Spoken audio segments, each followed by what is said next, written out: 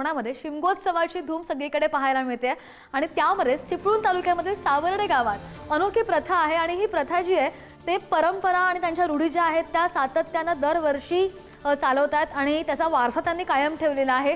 शिमगोत्सवाचा उत्साह जो आहे तो कायम या लोकांमध्ये पाहायला मिळतो, ग्रामस्थांमध्ये पाहायला मिळतो आणि या परंपरा आणि रूढी ते अजूनही जपतायत असंच दिसतंय। चिपळूणमध्ये अर्धवट जळालेली लाकडं एकमेकांवर फेकण्याची प्रथा आहे, ही बातमी आपण पाहतो चिपळूणमधून। अधिकची माहितीवर आमचे प्रतिनिधी राजन आपल्या सोबत आहेत। राजन, कोकणामध्ये शिमगोत्सवाची धूम सुरू झालेली आहे, अनोखी प्रथा आहे, या प्रथेसंदर्भात आपण आपल्या प्रेक्षकांना सांगूया। शिमगोत्सवाची धूम आपण पाहतोच स्क्रीनवर। नक्कीच श्रद्धा, आपण पाहिलं तर कोकणामध्ये शिमगोत्सवाची धूम ही संपूर्ण सगळ्या गावांमध्ये पाहायला मिळते।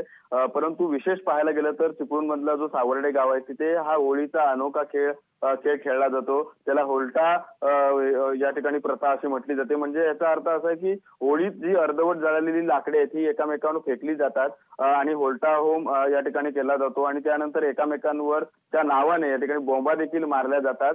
अशी अनोखी प्रथा हा जो खेळ आहे हा ग्रामदेवता आहे तिच्या खुल्या मैदानात या ठिकाणी दोन्ही बाजूला गावकरी उभे राहून रात्रीच्या अंधारामध्ये खेळला जातो आणि याचं प्रमुख कारण असं आहे की हा जो होलटा कोणाला लागू नये न चुकवता यासाठी जो चुकवण्यासाठी यासाठी हा रात्रीचा हा अंधारात खेळ खेळला जातो। विज्ञानाच्या जगतामध्ये जगत असताना कोकणी माणूस आजही आपली परंपरा ही कायम ठेवून उभा आहे आणि ती परंपरा आजही तो अबाधित ठेवण्याचं काम करत आहे। त्यामुळे हा होलटा होम पाहण्यासाठी विविध गावातून विविध तालुक्यातील या शेकडो लोक या ठिकाणी हे पाहण्यासाठी येत असतात। श्रद्धा, निश्चित राजन, आपण उत्साह पाहतोय। धन्यवाद दिलेल्या सगळ्या सविस्तर माहितीसाठी।